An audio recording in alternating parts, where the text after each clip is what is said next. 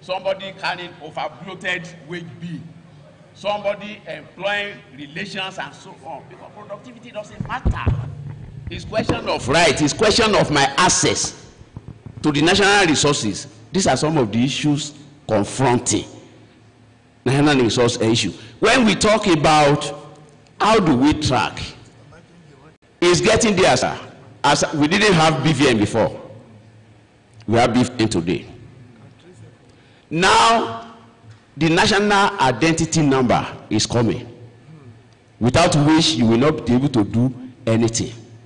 The time is coming when you want to go for visa application, passport, renewal of international passport, you will be asked to present your tax clearance certificate. When we compare ourselves with countries that over the centuries they have evolved, we are very slow. We have lots of gaps.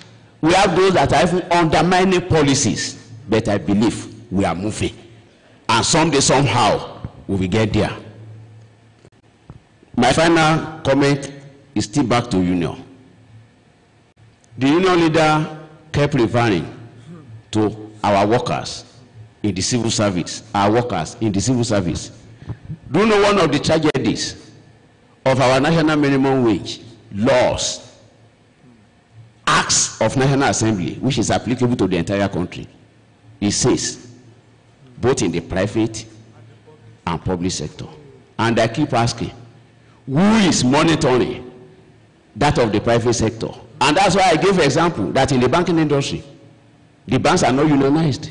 So nobody is even asking this question of whether it is just assumed that banks are paying well, so they don't need national minimum wage. But your union, sir, what of other things that bank workers, bank staff need from a unionized system that are not available today? 3 decades ago, we used to have very two strong unions in the banking sector, Nubife, National Union of Bank, Insurance and Financial Institutions Employees for Junior Staff, as BIFE, Association of Senior Staff of Banks, Financial Institutions.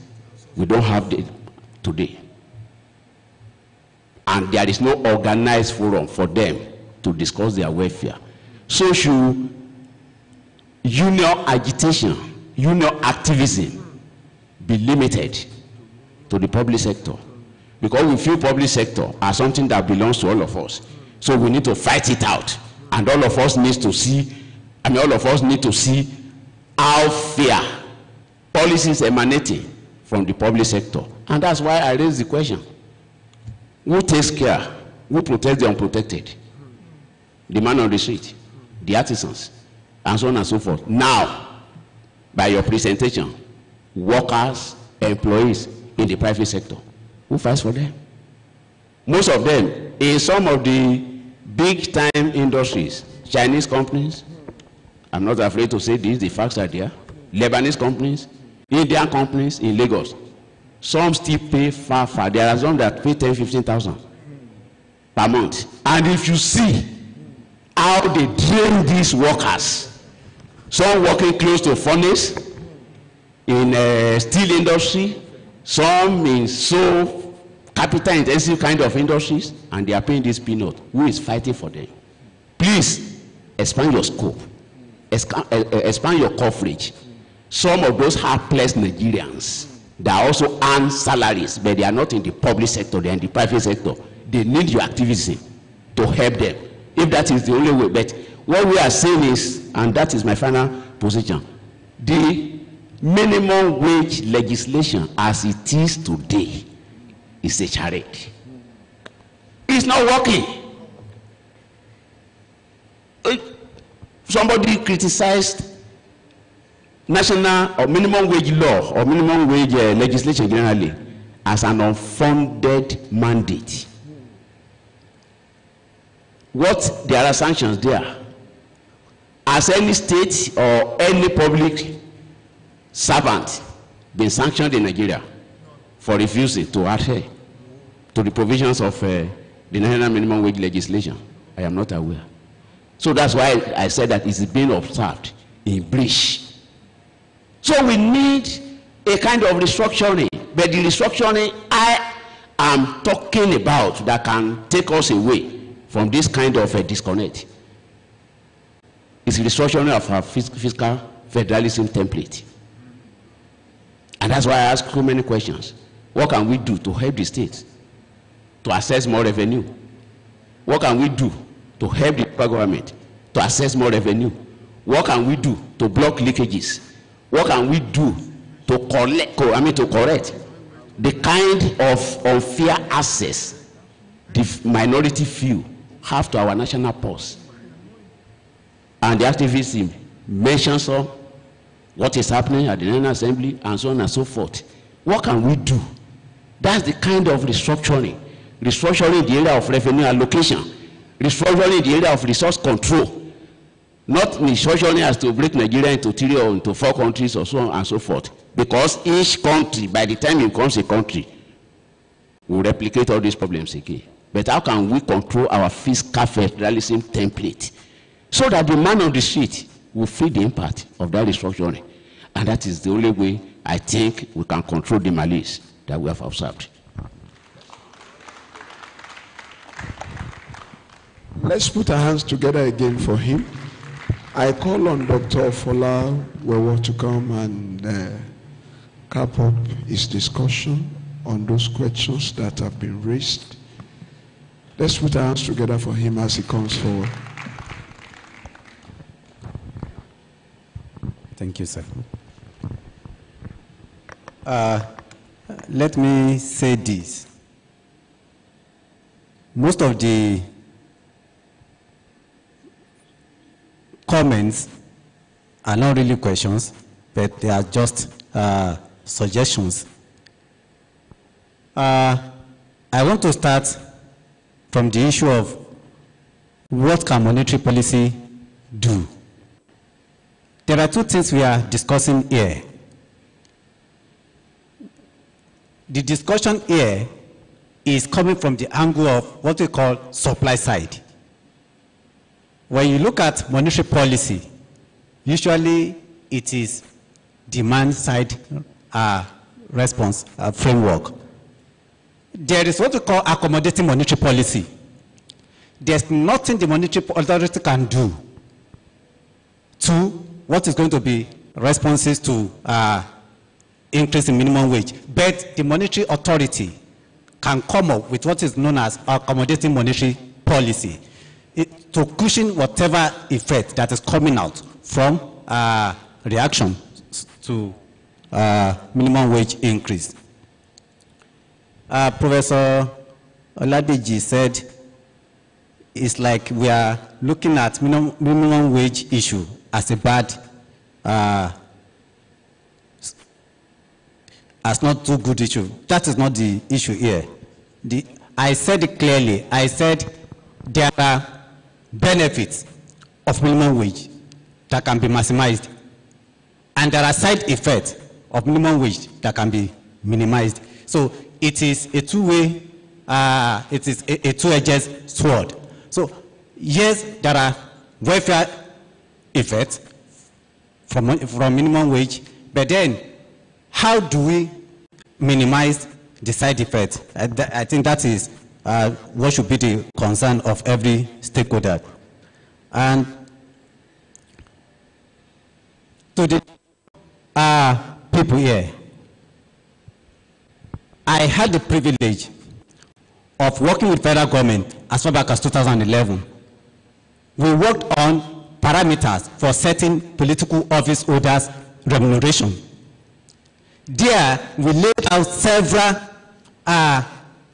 criteria that could be followed. What determines how much a permanent secretary gets? 1.something million. And the director, the person that is close to the permanent secretary, director, gets something below 500. Then we talk of corruption. When you look at the two, are they equal? Are they remunerated equally?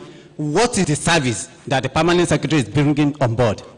And what is the service that the director is bringing on board? This should be the concern of labor when you are negotiating for wage. How do we ensure that the gap is bridged in such a way that as a worker, I am happy with whatever I am receiving. Now, minimum wage serves as whatever you call it, forget about minimum wage. Your wage is an incentive for you to produce. In fact, when you go to several government parastatals now, what you see is you see a lot of moonlighting. People leave their job. They do some other things because they know that what they are getting is not enough to compensate them. So they need to do something else. And even what they are getting is not even enough for them to earn a living. And that is why I said the discussion should also go beyond the issue of minimum wage. Let us be engaging government on the issue of living wage. And how do we do that? We must ensure that the economy is working. When there is increased output in the economy, what is happening to our industrial sector? What is happening to different sectors of the economy?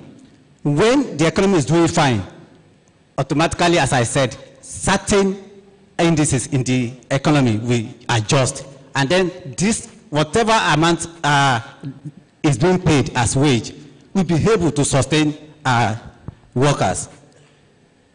And finally, let me also talk about the issue of measuring productivity. Sir,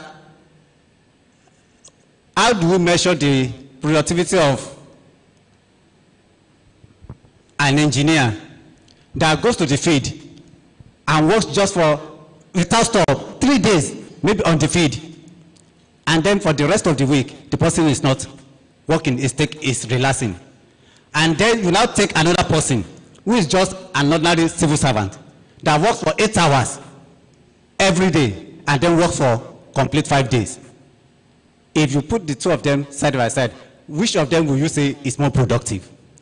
And that is the problem with productivity. But then, when we talk of productivity in relation to wage, what we are saying is every worker must earn whatever he is paid, not received. Many of us, what we do now is we are only receiving income. We are not earning it. Thank you.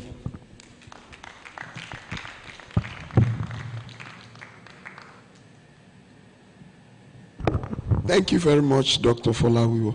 Can we call on Dr. Victor Adejumo to give us a short cap-up on his own? Thank you very much, sir. There are two questions that came up during the response from the audience. One of them is, how can we not contribute to price instability in the system through minimum wage legislation? If we talk about the business environment in Nigeria, it is because the business environment is not conducive for operators of small and medium-scale enterprises. That's why almost everyone wants to get government job. Really, it pays to work for oneself. But if the environment of working for oneself, is not conducive, people resort to getting government job. And so minimum wage, in that sense, will continue to be an issue because it is contributing to the wage bill of the government. One way to solve that problem is to improve the business environment so that school leavers, young or old, can start their own businesses and then operate from there. And when all sectors of the economy are contributing, whether in the small business sector, in the large business sector, or in the government sector, then the GDP, that is proverbially called the national cake, will increase. And once output increases, inflation will be stemmed. The second thing that came up is that minimum wage, we have presented the issue of minimum wage agitation as a bad thing. It is not a bad thing. Indeed, in my presentations, I categorize Nigerian workers into three: the low-income worker, the medium-income worker, and the high-income worker. And I did show the deficit of what is required to have a good standard of living in the presentations. I still remember the low-income worker has a deficit of about 65,000 naira every month in order to live a decent, the kind of life that rests on what is called the living wage. But in addition to all this, I also want to recommend that political office holders should have their remuneration tied to the wage policy of Nigeria, because they are also doing work and workers are also doing work. Why should they receive so fabulous amount of money each month that is not tied to anything, or that is tied to something that only the political leaders can determine? So that should be corrected. And that's why somebody said that in Senegal, the entire house was closed up because the government could not maintain it. In Nigeria, we have the story, I don't know whether it is true or bad, that the current president of Nigeria once visited a politician and asked the question, "Are you selling cars?" Then, on the applicability or non-enforcement of minimum wage in some industries, especially industries that we invited through foreign direct investment, and they are maltreating the Nigerian workers because we are in a surplus labor economy.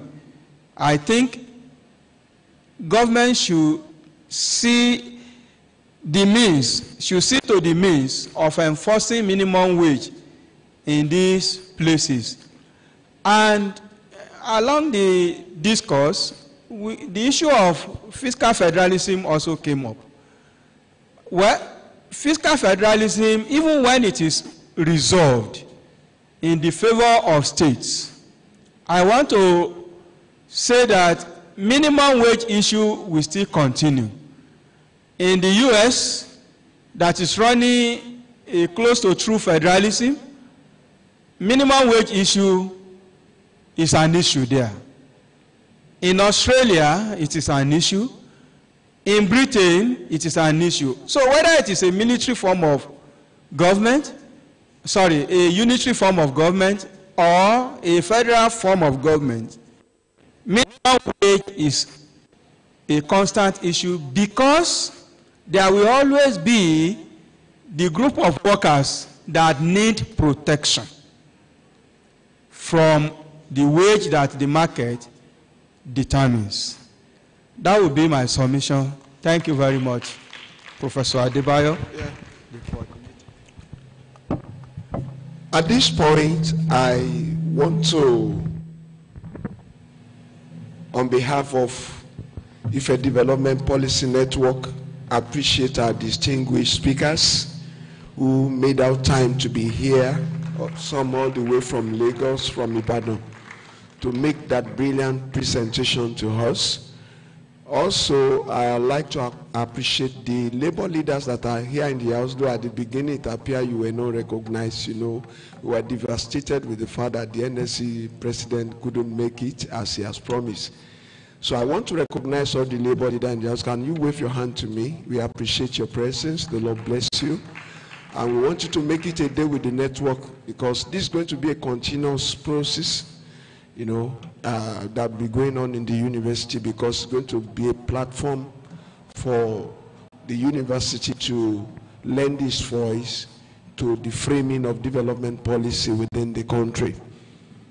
On this note today, we're all going to rise up, and we're still going to sing the national anthem. I want to appeal to people from the Department of Economics to wait behind for a short discussion, and all those who participated in